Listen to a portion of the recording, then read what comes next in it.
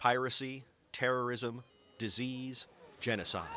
The most disturbing headlines in the world today seem to share something in common. Whether in Somalia, Sudan, Pakistan, or elsewhere, too often crises stem from a country too weak to control its own territory and protect and provide for its citizens. In other words, the world's weakest nations now pose some of the greatest global security threats.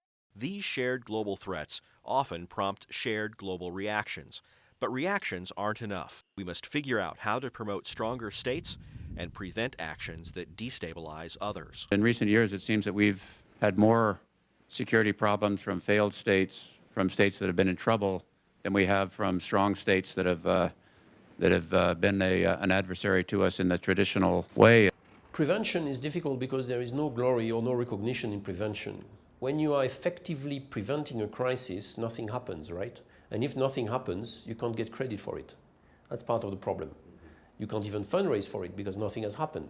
But prevention, indeed, is the best approach. We need to get more of a multilateral approach and a multilateral consensus that this is an international threat, and we need to coordinate our policies among our allies. In the National Security Council, for example, don't have a directorate that deals with failing states or states at risk. We do have agencies working on this in the State Department and AID, but those are only part of the responses that should be developed. So we need to have a more systematic and a higher level attention and greater international cooperation. At the international level, the United Nations is making this comprehensive approach to rebuilding states a centerpiece of its new Peacebuilding Commission.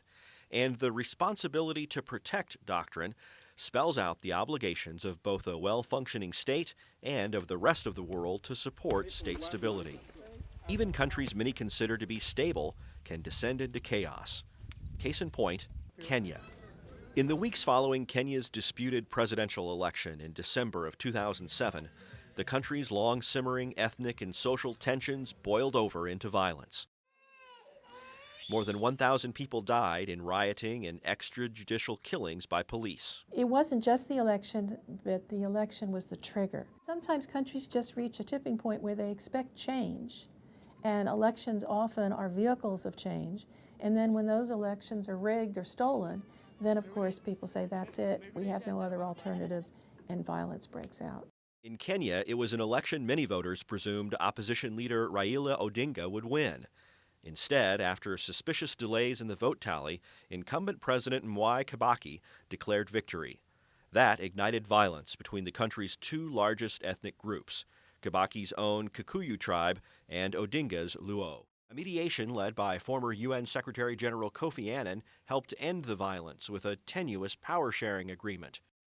In retrospect, many consider it to be one of the first applications of the responsibility to protect principle, also known as R2P. Here we had the first proper illustration of what an R2P effort could deliver. It did illustrate that, yes, political action can contribute successfully to contain a crisis, to save lives, and it was a successful illustration of what R2P really meant on the ground, by both African and Western actors working together.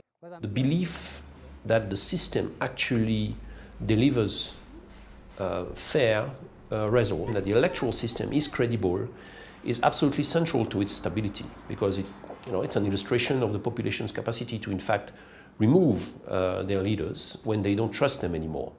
We managed to dismantle the former electoral commission and set up a new one in place. We managed to put up a team to spearhead the process of constitutional review. Still, many Kenyans are growing dissatisfied with the ruling coalition, which has failed to deliver promised reforms or hold those responsible for the violence accountable. Water shortages, land rights, and poverty threaten to pull Kenya apart once again. Nowhere are these problems more evident than in the Nairobi slum of Kibera.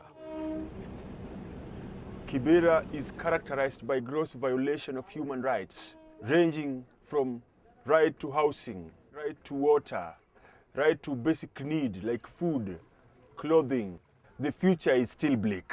If you look at the biggest population, who are the youths, who do not also have employment, it is telling you that The youths are a time bomb. We've not thought through enough about state fragility as a consequence of massive political change. These to me become tremendously important vulnerabilities for a place like Kenya, where the entire edifice could unravel because of the pressures that you have from the economic expectations people have, the grinding poverty in some of these areas, the inability of the state to fully control violence, and the inability of politicians to actually create compacts that hold and that allow them to direct the state in ways that assure stability and economic growth. So it's really problematic. Of course, every case of a fragile or failed state is unique. This argues for a world with a full and flexible toolbox of response options and a strategic commitment to using them. More importantly, it means the world should be looking for ways to promote stronger states long before they are at risk of conflict, crisis, and failure.